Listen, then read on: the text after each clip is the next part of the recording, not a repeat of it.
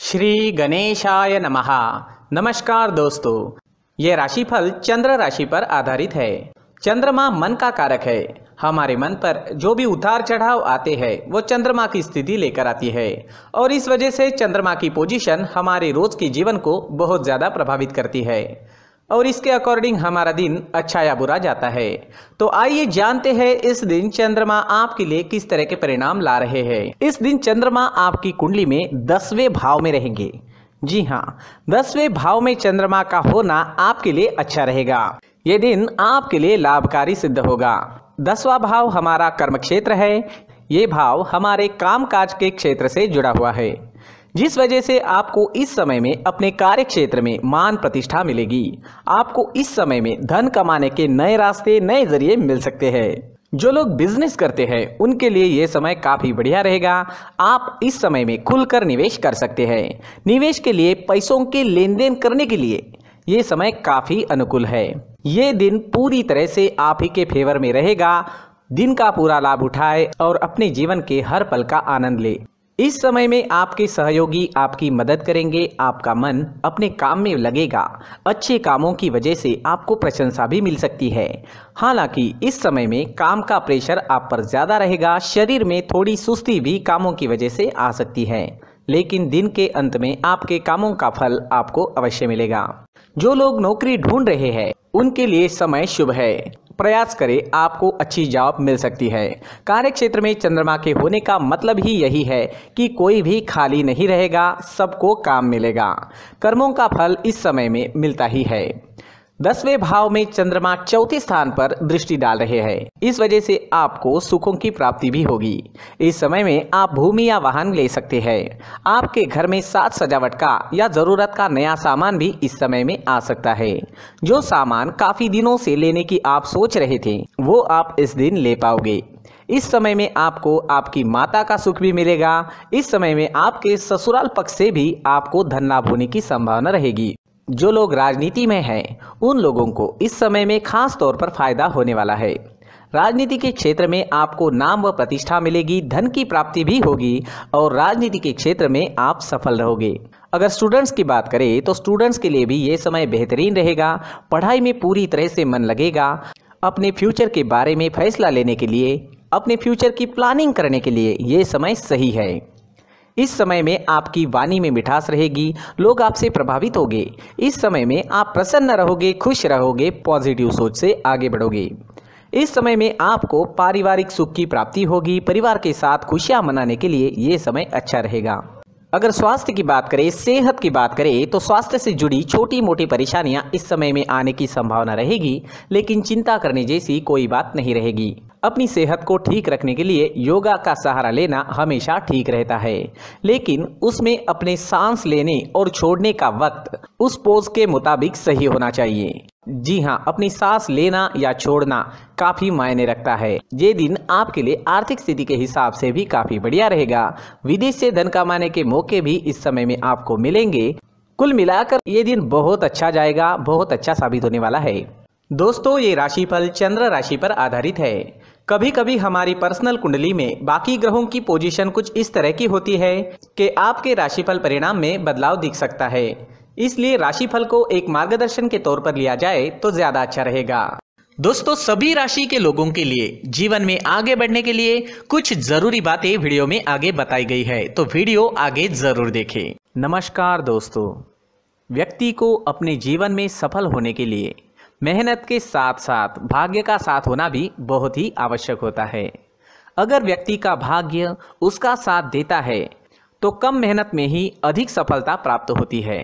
परंतु कई बार ऐसा देखा गया है कि व्यक्ति के जीवन में कई ऐसी घटनाएं घटित होती है जिसकी वजह से उसको बहुत सारी परेशानियों का सामना करना पड़ता है और इस स्थिति में व्यक्ति को बिल्कुल भी समझ नहीं आता कि ऐसा क्यों हो रहा है।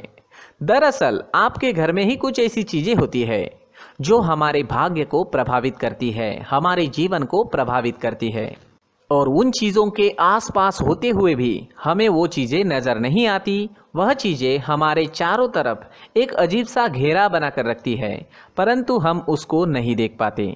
इन चीज़ों से हमारे घर में और हमारे जीवन में नकारात्मकता फैलती है, जिसकी वजह से हमें नुकसान उठाना पड़ता है, जिसकी वजह से हमें भारी नुकसान उठाना पड़ता है। हम पूरी तरह से कंगाल हो सकते हैं। अगर आप कहीं बाहर से आते हैं और अपने जूते चप्पल इधर उधर कहीं भी उतार देते हैं तो ये अशुभ होता है, क्योंकि इधर उधर जूते चप्पल उतारने की आदत की वजह से आपको अपने जीवन में आगे बढ़ने में रुकावटें उत्पन्न होती है। इससे उन्नति में बाधा आती है। इसलिए आप अपने जूते चप्पलों को उनकी जगह पर ठीक प्रकार से रखें। दोस्तों, काफ़ी लोगों को इस तरह की आदत होती है, कहीं से भी बाहर से आते हैं, कहीं भी जूते चप्पल फेंक देते हैं, कहीं पर भी उतार देते हैं। कुछ लोग तो घर के एंट्री के मेन डोर के सामने ही जूते या चप्पल डायरेक्टली उतार देते हैं।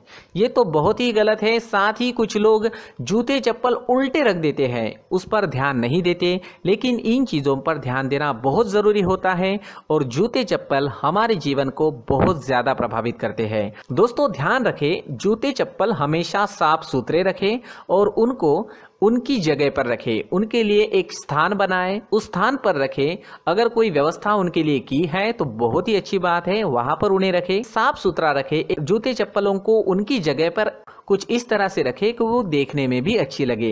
अगर वो चीजें देखने में अच्छी लग रही है तो फिर उनसे निगेटिव एनर्जी उत्पन्न होने की संभावना बिल्कुल भी नहीं रहेगी। तो दोस्तों, इस बात का ध्यान जरूर रखें। साथ ही दोस्तों, एक और बात है जिस पर आपको ध्यान देना बहुत जरूरी होता है। हमारे घर के छत के ऊपर जिन चीज़ों का हमें काम नहीं होता है उन्हें हम घर के छत के ऊपर रख देते हैं। ऐसा करते करते देखेंगे तो घर के छत के ऊपर कबाड़ जमा दिखता है। जी हाँ, जो चीज़ें हमें लगता है आगे जाके हमारे काम में आ सकती है वो हम घर के ऊपर रख देते हैं, लेकिन वो चीज़ें तो काम में नहीं आती। हमारे जीवन पर वो चीज़ें बहुत ही गहरा निगेटिव इफेक्ट डालती है। इसलिए हमारे घर के ऊपर का जो भी एरिया है वो पूरी तरह से साफ सुथरा रखें। जी हाँ, साफ सुथरा रखना है और एक भी बिना काम की चीज हमारे घर के ऊपर नहीं रखनी है। दोस्तों, नहीं तो हम जीवन में मेहनत करते ही रहेंगे और हम जितना पा सकते हैं उतना नहीं पा सकेंगे, क्योंकि ये चीजें हमें कहीं ना कहीं हमारे जीवन में पीछे रखेगी। इस वजह से घर के छत को पूरी तरह से साफ रखें, पूरी तरह से साफ सुथरा रखें, क्लीन रखें। साथ ही दोस्तों, हम हमेशा देखते हैं घर के ऊपर जाने के लिए जो सीढ़ियां हैं, उन सीढ़ियों के नीचे जो जगह होती है वहां पर सामान हमेशा रख दिया जाता है। वो जगह ही ऐसी है कि सामान को खींच ही लेती है। वहां पर आपको कुछ ना कुछ सामान मिलेगा ही। जिन लोगों को पता नहीं है उनके घर आपको सामान मिलेगा ही, लेकिन जिन्हें पता है वो लोग हमेशा सीढ़ियों के नीचे की जगह साफ सुथरी रखते हैं और एक भी चीज वहां पर आपको नहीं मिलेगी। क्योंकि अगर हम सीढ़ियों के नीचे सामान रखते हैं तो हमारी उन्नति होना बहुत ही मुश्किल है। जी हाँ, सीढ़ियों के नीचे कूड़ा कचरा कबाड़ अगर हम जमा करके रखते हैं, कोई भी सामान रख देते हैं, तो उस वजह से माँ लक्ष्मी हम पर प्रसन्न नहीं होती। माँ लक्ष्मी हमारे घर में आने की संभावना बहुत ज़्यादा कम हो जाती है। तो दोस्तों, इन चीज़ों पर ध्यान रखें। हमारे घर की जो सीढ़ियाँ होती है उनके नीचे की जगह हमेशा साफ सुथरी रखें, क्लीन रखें। साथ ही दोस्तों, अगर आपके घर में ऐसी कोई चीज़ मौजूद है जिसका आपको काम नहीं है, जैसे टूटे फूटे बर्तन, आईना, तस्वीरें, इलेक्ट्रॉनिक सामान, सोफा, कुर्सी, टेबल, पलंग, घड़ी, झाड़ू, गमला इत्यादि, तो आप इन सामानों को अपने घर से तुरंत ही बाहर निकाल दीजिए, वरना इससे आपको बहुत बड़ी परेशानी हो सकती है। आपको ये चीज़ें कंगाल बना सकती है। तो घर में ऐसी चीजों का मौजूद होना शुभ नहीं माना गया है। इससे धन की देवी माता लक्ष्मी जी का प्रवेश घर में नहीं होता है। इन चीजों से आपके घर में नकारात्मक ऊर्जा का संचार होता है और जिस वजह से व्यक्ति को मानसिक समस्याओं का सामना भी करना पड़ता है। व्यक्ति के मन में चिड़चिड़ाहट होती है और छोटी छोटी बातों पर गुस्सा आने लगता है। आप जो भी कार्य करते हैं उसमें आपका मन नहीं लग पाता है। इस व्यक्ति का जीवन घर में मौजूद इन चीज़ों की वजह से अंधकार में डूबने लगता है। इसलिए आपको घर में बिना काम की चीज़ें, कूड़ा कचरा नहीं रखना है। दोस्तों, एक और ख़ास बात है, हमारे घर में मकड़ी का अगर जाला है तो वो बिल्कुल भी शुभ नहीं है। जी हाँ, वो अशुभ माना जाता है। घर में मकड़ी का जाला होना अशुभ है। इससे आपके अच्छे दिन भी बुरे दिनों में बदल सकते हैं, क्योंकि मकड़ी अपना जाल शिकार को फंसाने के लिए बनाती है। और अगर आपके घर में मकड़ी का जाला है तो इससे घर में नकारात्मक ऊर्जा का प्रभाव अधिक बनता है और वास्तुशास्त्र के अनुसार इससे सकारात्मक ऊर्जा का नाश होना शुरू हो जाता है और घर में नकारात्मक ऊर्जा बहुत ज़्यादा बढ़ जाती है। इसलिए आप अपने घर को हमेशा साफ सुथरा रखें। कम से कम 1 महीने में अपने घर के हर कोने की साफ सफाई जरूर करें। दोस्तों, मुख्य द्वार भी हमेशा साफ सुथरा रखें। मुख्य द्वार को हमेशा सजाया जाता है क्योंकि मुख्य द्वार से ही हमारे घर में लक्ष्मी का प्रवेश होता है। तो मुख्य द्वार को साफ सुथरा रखें और सजा कर रखें तो बहुत अच्छा रहेगा। इससे मानसिक रोग और घर की परेशानियां दूर हो जाएगी, धन की कोई कमी नहीं रहेगी और इसके साथ साथ आय के नए स्रोत भी खुलने लगेंगे।